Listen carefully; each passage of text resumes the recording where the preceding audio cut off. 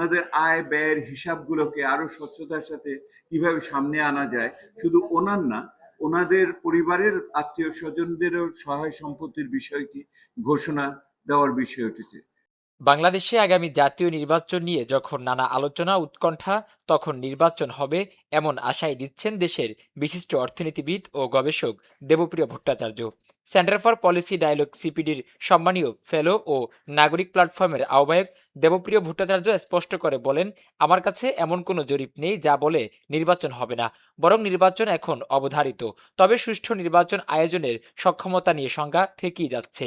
বুধবার দুপুরে চট্টগ্রামে আয়োজিত নাগরিক প্ল্যাটফর্মের এক আঞ্চলিক পরামর্শ সভা শেষে এই মন্তব্য করেন তিনি।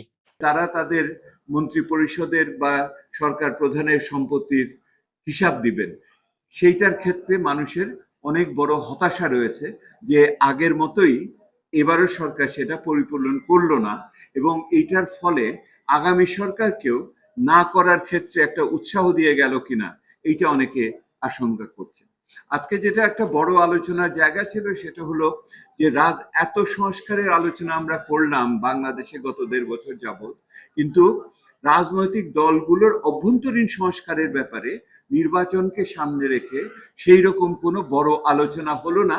রাজনীতিবিদরাও দাবি করলেন না, সরকারও দাবি করলো না, নির্বাচন কমিশনও দাবি করলো না, এবং দুর্নীতি দমন কমিশনও সেটা নিয়ে আগালো না।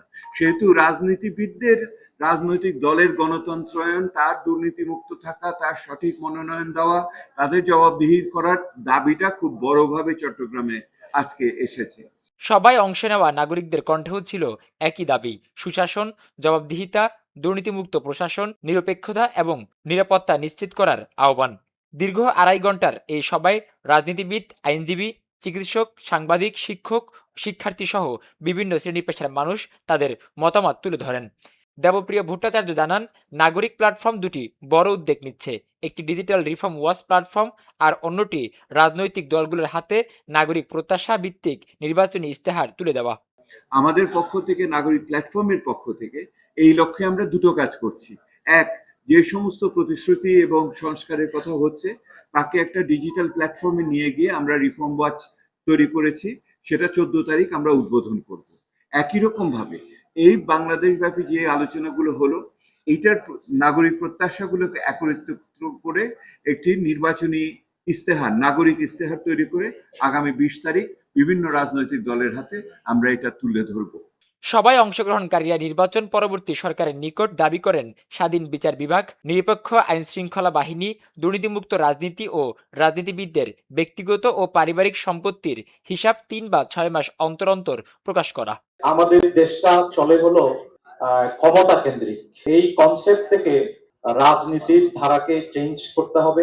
আমাদের এই দেশটাকে নাগরিক বান্ধব করে গড়ে তুলতে হবে। যারা রাজনীতিবিদ, নাগরিকদের পক্ষ থেকে তাদের প্রতি নাগরিকরা যাতে দায়বদ্ধ থাকে, ভোটের সময় বাড়ি বাড়ি রাজনীতিবিদরা যায়, ইলেকশনটা সম্পন্ন হওয়ার পর তাদেরকে কিন্তু খুঁজে পাওয়া যায় না। সরকারি বাজেটে বিশেষ বরাদ্দ রাখা, আমাদের জন্য সরকারি বাজেটে বিশেষ বরাদ্দ রাখা, এটা হচ্ছে প্রথম পয়েন্ট। টু হচ্ছে যে শিক্ষা এবং স্বাস্থ্য সেবা নিশ্চিত করতে হবে, সম্মানজনক কর্মসংস্থানের নিশ্চিত করতে হবে, ঠিক আছে, সামাজিক গ্রহণযোগ্যতা বৃদ্ধি করে নাগরিক অধিকার প্রতিষ্ঠা করতে হবে। লাগান এমপিরা তো এমপির নামে সম্পদ কিনে না, দুর্নীতি দমন কমিশনের চেয়ারম্যান তার নামে সম্পদ কিনে না। আমি কদিন আগে একটা সম্পদের হিসাব করলাম, কিনতেছি আমি, রেজিস্ট্রি অফিসে গিয়ে বললো যে উনার নামে রেজিস্ট্রি, কেন ভাই আমার নামে সম্পদ কিনে দেন না।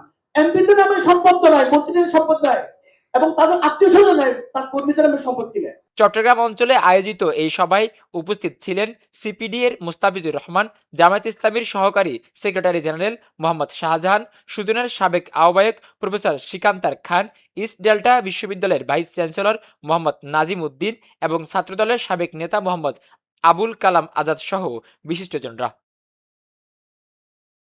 নুরুন্নবী শাওন, দৈনিক পূর্বকোণ, চট্টগ্রাম।